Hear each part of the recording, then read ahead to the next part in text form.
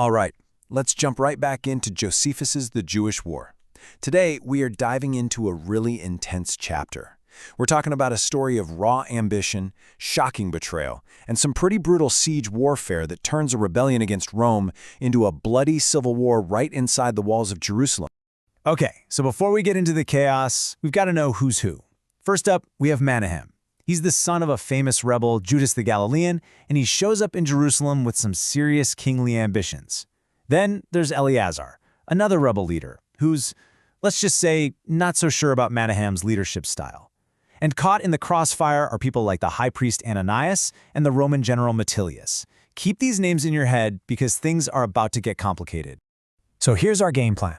We'll start with Manahem's dramatic entrance. Watch as his forces break through Roman defenses. See how that victory corrupts him, and then finish with an act of betrayal that pretty much seals the city's fate. All right, let's set the scene. Our story really kicks off with the arrival of Manahem. This is a guy who knows how to use his family name. His father was a famous anti-Roman figure to basically seize control of the whole rebellion. So how does he do it? Well, it starts with an incredibly bold move. He raids King Herod's armory at the fortress of Masada. He grabs all the weapons he can, arms his followers, and then marches back to Jerusalem, as Josephus puts it, in the state of a king. I mean, what an entrance. This move, plus his family legacy, instantly puts him at the head of the siege against the Romans. Now, with Manahem in charge, the whole siege kicks into high gear. Let's take a look at how his rebels use some classic, old-school military engineering to really get an edge. This is actually a pretty brilliant tactic. The rebels didn't have huge siege engines, so they got creative. They dug a mine, tunneling right underneath one of the Roman defensive towers. Then, they packed the tunnel with flammable stuff, lit it on fire, and got out. The wooden supports burn, the foundation collapses, and boom, the whole tower comes crashing down. But then, and you gotta love this, the Romans had a trick up their sleeve. Just as the dust settles, the rebels look up and see another wall. The Romans had figured out what they were doing and had built a second line of defense inside the first one. What a move. It completely stopped the rebels' momentum. So this new wall basically creates a standoff. Now, the local soldiers fighting with the Romans are allowed to leave, but that leaves the actual Roman legionaries totally isolated and demoralized. Realizing their camp is a lost cause, they bolt for the three big royal towers. But as they're running, Manahem's forces just descend on them, killing anyone they can catch and looting the entire camp.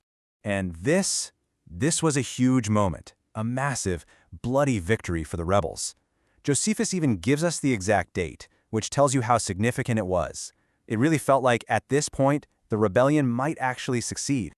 But you know how these things go. The victory, it goes straight to Manahem's head. And instead of uniting everyone, he becomes a total despot, and his own allies start to turn on him fast. Literally the very next day, the high priest Ananias is found hiding and is immediately killed.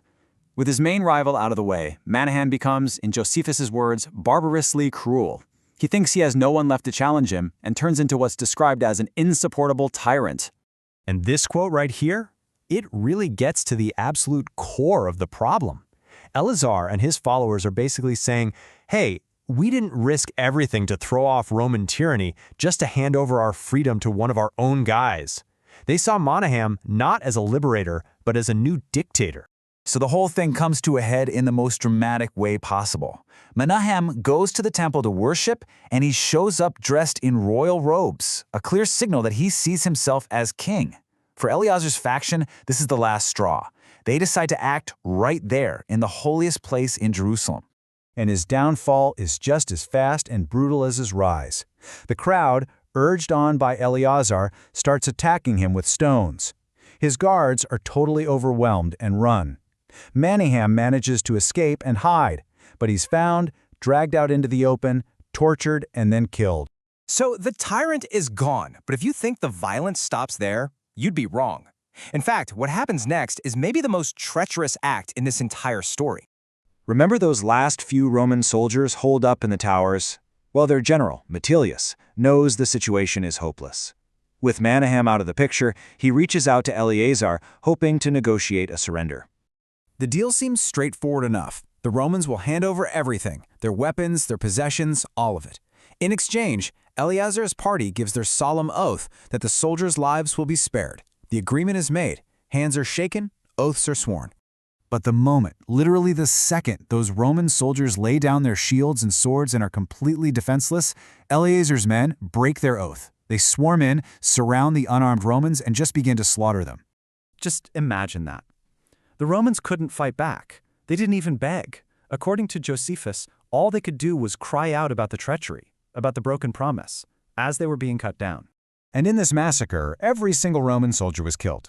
Well, all except one. The general, Metellus, desperately begged for his life, and he made a wild promise. He would convert to Judaism, even be circumcised, and for that reason, and that reason alone, they let him live. And to make this whole horrific scene even worse, Josephus makes a point of telling us this all happened on the Sabbath, a day that's supposed to be holy, a day of rest.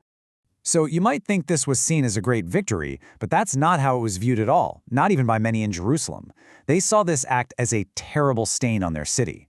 Josephus writes that this massacre was seen as the point of no return, a prelude to their own destruction, a crime so awful it felt like it was inviting disaster. And that's really the question this whole chapter leaves us with, isn't it? The rebels have taken the city, but they've done it by murdering each other and breaking sacred vows. It forces you to ask, what is a victory really worth when it's built on a foundation of pure treachery?